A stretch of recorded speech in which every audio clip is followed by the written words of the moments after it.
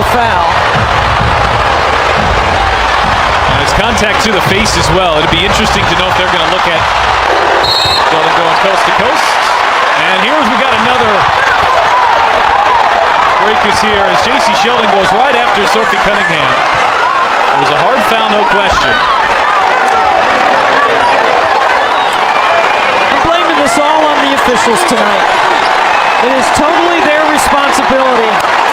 That's a hard foul. That's a flagrant foul. And if they had taken care of the business earlier, we wouldn't be in this situation right now. Mitchell back for Hull, little two-man game, and Hull sinks And in her 4 years at Ohio State has... Rivers is an impressive-looking rookie out of NC State, but Boston... Mitchell tries to take advantage, runs into a wall. Ball is brought to you. Our starting lineups presented by to normalcy here soon. Here's Charles feeding inside. Nelson Adota catches it. In the league's top field goal percentage shooter in the WNBA, but it's Boston who comes up with the steal and the fight. The defense comes into tonight's second in the WNBA, although they lose Saturday. Here's Boston with tons of space working on Charles and gets it to one-on-one. And that is where she finished a year ago as well. As Tina Charles knocks down the first. Got it poked away. Clark launches and hits. Boston, who's just been automatic at the rim here this season. Other people involved. That's why they don't always go to that. But Caitlin's excellent in that early drag. And Charles gets the in that matchup. There is the first 2024 draft where Clark went number one. Nia Rivers on that matchup as well. Oh, Mitchell cutting inside. It's too quick. Peters feeds inside. Left hand goes for Tina Charles. Pips it inside. Howard trying to use her length. Push shot won't fall, but she draws the foul. How many offensive possessions in a row did they score? How many did they not? And that would be the conversation she would have with Stephanie White. And then Coach White would ask her, well, what would you do? Who do you need to get the ball to? Where does the ball need to go? I think that's... Tasha Howard 4 of 4 from the free throw line here in the first quarter. Early rest for Caitlin Clark. And Colson in, so Stephanie White going smaller here. Avery's got Colson pinned and there's Lindsay Allen playing her first minutes tonight. Says Charles, one dribble and a finish. Charles, with the small lineup on the floor, has an advantage. But Mitchell beats every lineup on the court.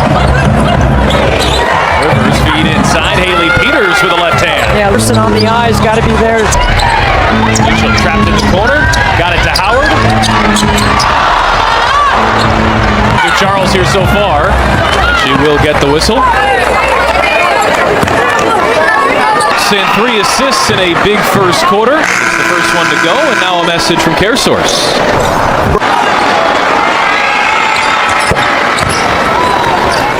On the rookie, Clark on the drive. Hang, shot too strong. There's Howard to clean up. And Clark working off the ball, comes off the stagger, and Nia Rivers. Clark has one of the two.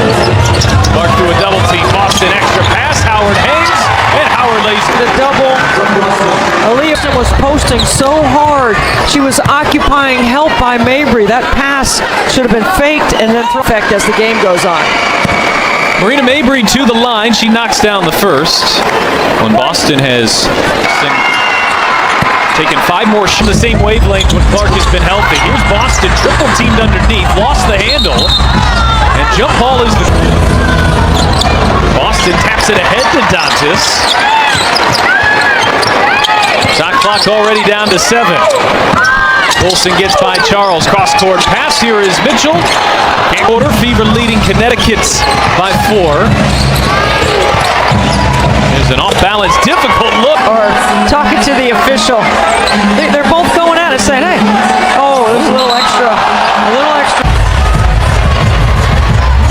It'll be Dantas and Haley Peters in the center jump circle. And the officials just let it go, like clean it up, right? Caitlin got a technical in the last game. She's got to be careful. Yeah, I like that they let that go. you're going to call that. Around the basket. I don't know why more players don't use the rim, use the backboard instead of just trying to make it a swish. Because you got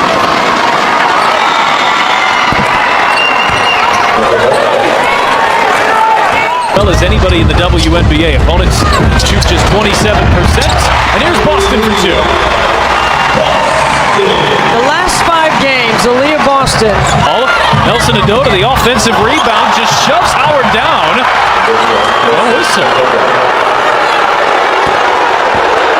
Game, but in addition to that, she actually had part of her front tooth knocked out. She made contact with J.C. Sheldon as Caitlin Clark. Olsen went down in the first quarter.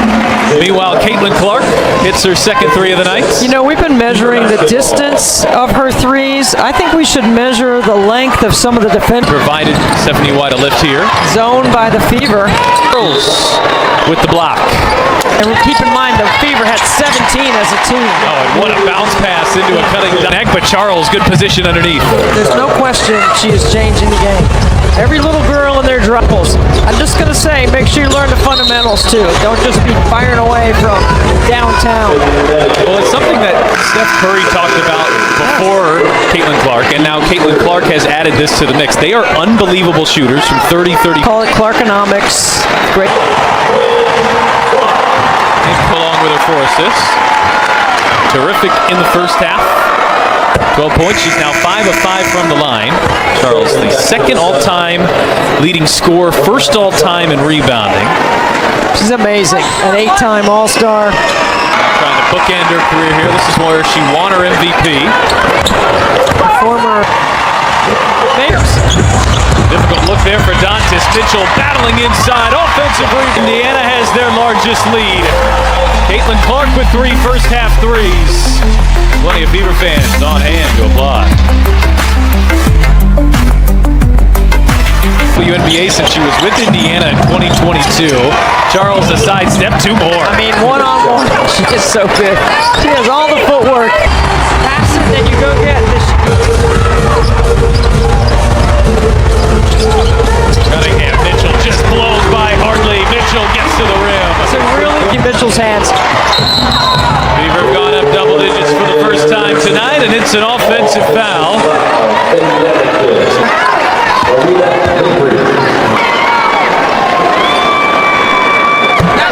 And now a message from Indiana workers.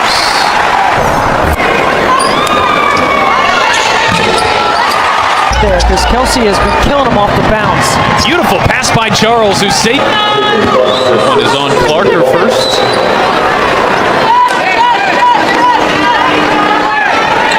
And a loose ball foul on Indiana. It's the Fever. She's a really good passer and a really nice point forward, if you will, for Connecticut. And they've got coach of the Belgian national team, led them to a 4th place finish in the 2024 Paris Olympics. You saw Bria Hartley there. Half. She is Connecticut's leading scorer at 18 per game. There's Mabry on a backdoor cut. That's a quarterback to wide receiver of the locker room. Just a before tip. So I'm sure that they're going to come out and play with incredible focus right here. Mabry now 0 of 5 from the 3-point line. Is home. So the Fever answer is 6-0. The Fever will take that. It's the second on hold.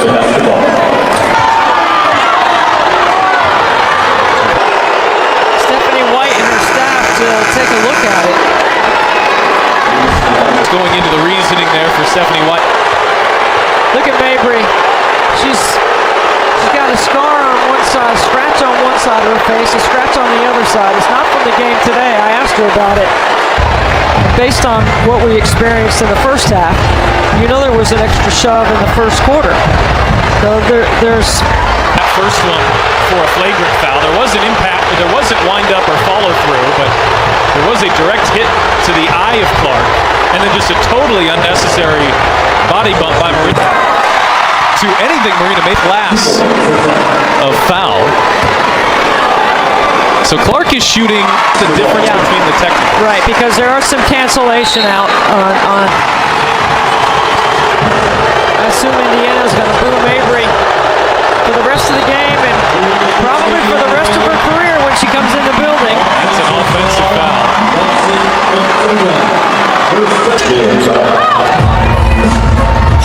for Indiana from the line. Just what the doctor. Stephanie White obviously keeping Caitlin Clark out. Give her another rest before the start of the fourth. How about the Connecticut Sun here early.